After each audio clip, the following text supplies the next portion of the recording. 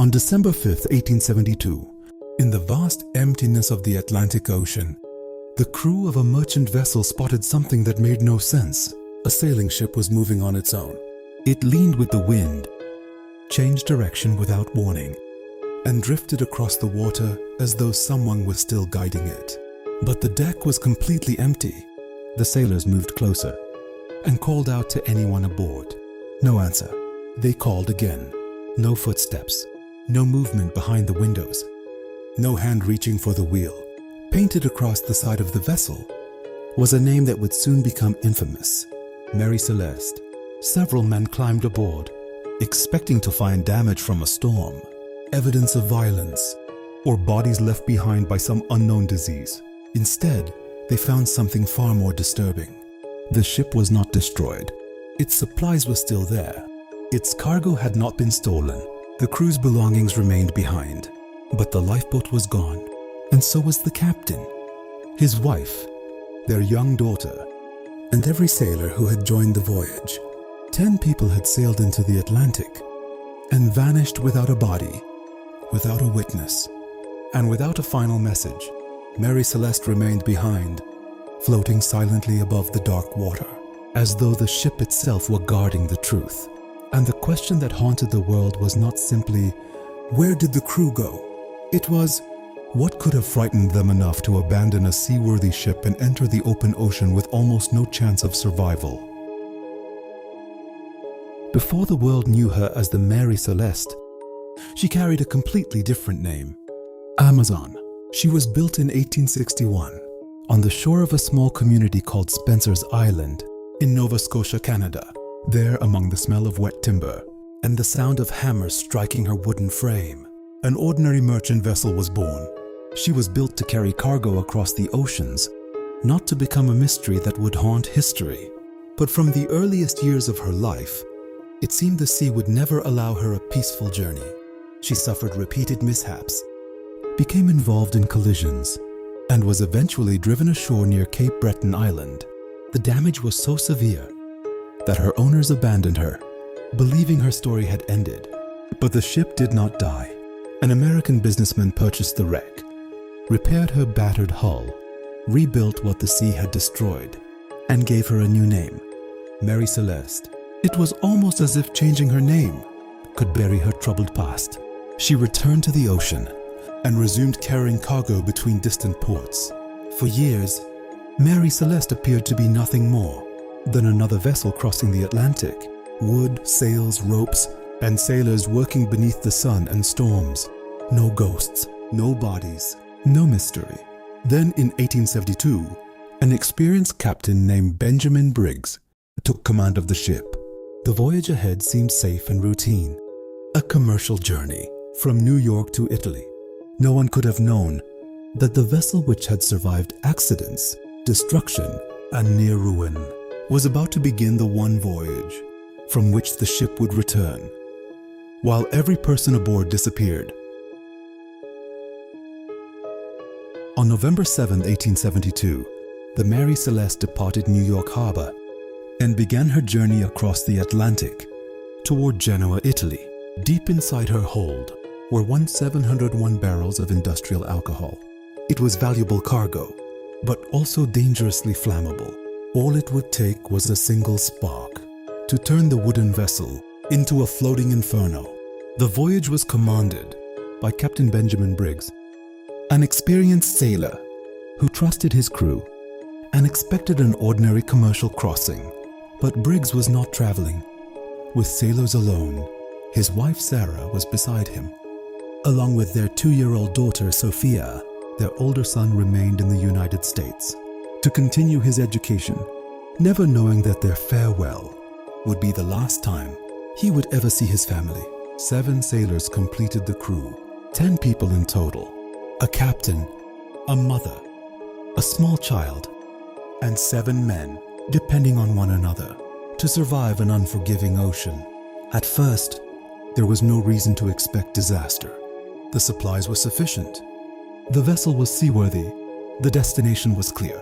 But after leaving New York, Mary Celeste encountered difficult weather and spent days fighting wind and rough seas. on her way toward the Azores, with every mile separating them from land. Turning back became harder. The ocean around them grew wider, and the ship became more isolated. No one aboard knew that they would never reach Italy. No one knew that the ship would continue part of the voyage without them. But before every person vanished, Captain Briggs left behind one final witness: the ship's log. Its pages recorded the last known days of the voyage, and soon those entries would end with words that appeared completely ordinary just before the silence began. For nearly 2 weeks, the Mary Celeste continued across the Atlantic. Through powerful winds, heavy waves, and a sky that offered her crew only brief moments of peace, Captain Benjamin Briggs recorded the ship's progress, calculated her position, and searched the horizon for the islands of the Azores. But during the final days, the voyage began to slip away from his calculations. The ship had endured difficult weather, and land appeared much later than Briggs expected. A modern investigation later suggested that his chronometer may have been inaccurate, placing the vessel roughly 120 miles west of where he believed it to be. On November 24th, Briggs changed course and headed north of Santa Maria Island, perhaps searching for shelter or a safer passage through the unsettled sea. But that night, the wind returned with force. It rose beyond 35 knots as the waves struck the ship in the darkness. Then came the morning of November 25th.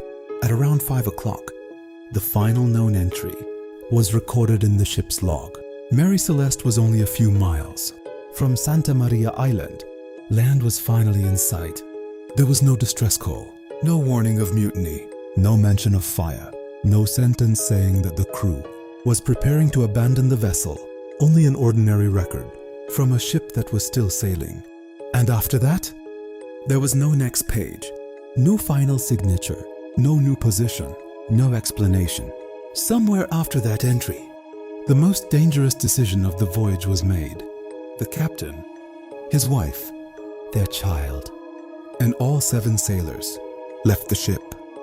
But why would an experienced captain abandon a vessel that could still sail while land was relatively close?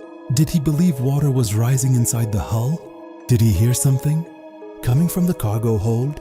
Or did something happen aboard Mary Celeste so terrifying that the open ocean seemed safer than remaining on deck? All we know is that the ship continued without them, while 10 human lives began disappearing from history. On December 4th, 1872, the merchant vessel Dei Gratia was crossing the Atlantic, roughly 400 miles east of the Azores, when one of her sailors noticed a distant ship, moving in a way that did not look natural. It was not holding a steady course. It drifted with the wind, turned without control, then leaned back in the opposite direction. Some of its sails were still raised, but they hung unevenly, and the vessel moved across the waves. Like a ship with no one at the helm, Captain David Morehouse came onto the deck and studied it from a distance.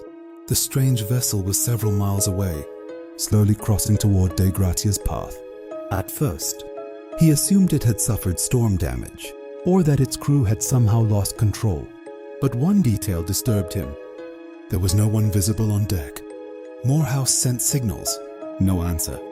Dei Gratia moved closer, and her sailors shouted across the water. Still, no one responded. No sailor appeared at the railing. No captain emerged from the cabin. No hand reached for the wheel. There were only ropes shaking in the wind, sails snapping above the deck, and a dark vessel rolling across a gray ocean. When they moved close enough, the sailors began to recognize its shape. Then they saw the name painted across the stern: Mary Celeste. Morehouse froze. Mary Celeste had departed New York 8 days before his own vessel. She should have been far ahead, perhaps already approaching her destination. So why was she here, wandering through the Atlantic? With no one visible aboard, Morehouse ordered a small boat lowered. First Mate Oliver DeVoe and another sailor climbed inside and began rowing toward the silent ship. The closer they came, the larger she appeared, and the darker she became. They called out one final time. Mary Celeste did not answer. Their boat reached her side, and the men took hold of the ropes hanging from the hull. Above them, the deck was completely empty. They did not yet know that they were about to step aboard a vessel that would transform an ordinary voyage into history's most enduring maritime mystery. And the silence waiting inside would be more terrifying than any answer. Inside the Mary Celeste, the boarding party found no single piece of evidence that could explain what had happened. Instead, they found a collection of contradictions, each clue pointing toward a different answer. The ship's only lifeboat was missing. That strongly suggested the captain, his family, and the crew had not simply been taken from the vessel. They had most likely left it themselves. But why? In the bottom of the ship, there were roughly 3.5 feet of water. It was concerning, but Mary Celeste was not sinking when she was found. Her hull remained capable of sailing. More strangely, one of her 2 pumps had been partially dismantled. Nearby lay a sounding rod, a tool sailors used to measure the depth of water inside the hold. Had the pump failed? Had Captain Briggs misjudged? How much water was entering the ship? Did he believe the vessel was filling from below and about to sink? If so, the crew may have fled from a danger that was never truly there. But the water was not the only clue.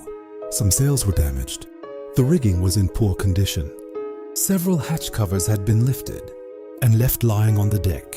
The ship's compass housing had shifted from its position, and its glass was broken. The vessel looked as though it had endured something violent, but not necessarily human violence. There were no obvious signs of a struggle, no blood, no fire, no clear evidence of an explosion. Even the captain's sword remained inside his cabin. The ship still carried enough food and water to last for months. Most of the crew's belongings remained in their quarters, and the enormous cargo of alcohol was largely intact. Yet several important objects were gone. The ship's papers were missing, along with Captain Briggs's navigational instruments. But the voyage record had been left behind. That detail was disturbing. It made the abandonment appear deliberate and hurried, but not completely chaotic. When the cargo later reached Genoa, 9 of the 1701 barrels were discovered empty. The barrels were made from more porous wood and had probably leaked alcohol into the hold. Only 9 barrels, but could their fumes have been enough to convince the captain that an explosion was about to happen? Did the crew hear something below deck? Did they smell alcohol vapor and retreat into the lifeboat, waiting for an explosion that never came? Every clue aboard the Mary Celeste answered one question and created 2 more. If the ship was sinking, why did she continue sailing? If she had been attacked, where was the violence? And if everyone abandoned her calmly, what happened after they entered the lifeboat? When the Mary Celeste reached Gibraltar, an official investigation began immediately.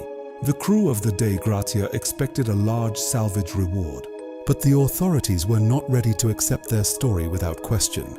The ship had been found without a crew, without bodies, and without a clear explanation. Suspicion quickly followed. Had the men of Dei Gratia murdered the crew and invented the story of an abandoned ship? Had the 2 captains planned an insurance fraud? Or had the crew of Mary Celeste mutinied and vanished at sea? The lead investigator, Frederick Solly Flood, treated the case as a possible crime. He searched for blood, damage, and signs of violence, but the evidence was weak. Several stains first believed to be blood were later shown to be something else, and no convincing proof of murder or mutiny was found. The investigation dragged on. The salvage reward was delayed, and the crew of Dei Gratia remained under suspicion. In the end, no crime was proven, but the mystery was not solved either. Instead, the investigation created one more question. If there was no murder, no mutiny, and no clear fraud, what forced 10 people to abandon the ship? When the investigation failed to produce an answer, people began filling the silence with theories of their own. Some claimed pirates had attacked the Mary Celeste, but the valuable cargo remained aboard, and there were no bodies or convincing signs of violence. Why would pirates abandon both the ship and everything worth stealing? Others blamed mutiny.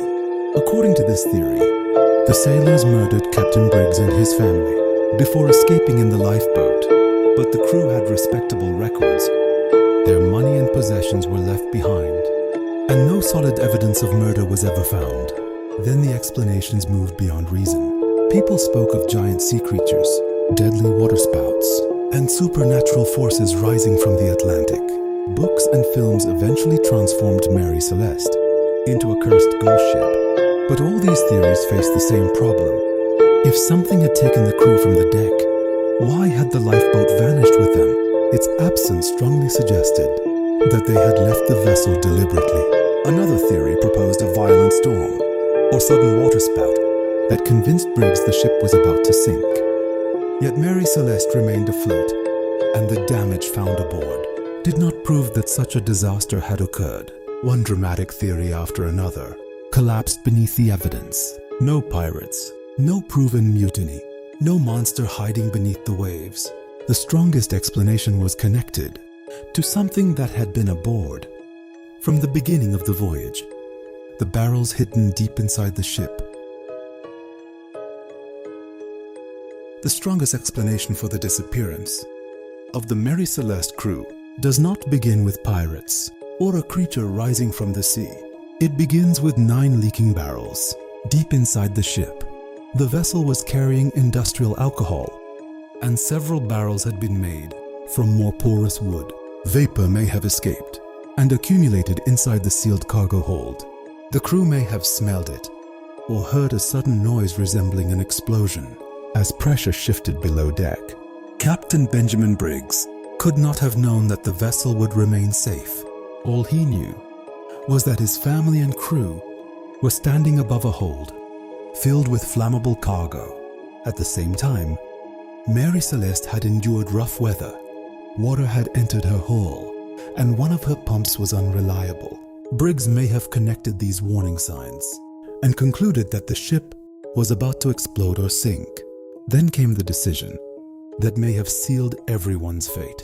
He may have ordered the crew into the lifeboat temporarily, keeping it attached to Mary Celeste by a rope, while they waited at a safer distance. Land was relatively close, so the plan may have seemed reasonable. But the wind strengthened. Mary Celeste gathered speed, and the rope either snapped or slipped beyond their reach. The ship moved away from the small boat. There was no explosion. The vessel did not sink. Instead, she continued sailing alone, while 10 people remained exposed in a tiny boat on the Atlantic. Without the larger ship to protect them, a change in the wind or a single powerful wave could have erased them forever. The crew may not have fled from a real disaster. They may have fled from a disaster they believed was about to happen. Mary Celeste continued sailing for years afterward and was eventually wrecked deliberately during a failed insurance fraud. But the secret of her most famous voyage did not disappear with the ship. The lifeboat was never recovered. No bodies were found. No final message survived. The truth remained somewhere between the empty deck and the dark water surrounding it. Perhaps we know why they abandoned the vessel. Perhaps we know how they became separated from her. But no one can prove what happened during their final moments inside that small boat. Mary Celeste did not become the world's most famous ghost ship because she was haunted. She became famous because she returned from the voyage alone, carrying almost every piece of evidence except the only people who knew the truth.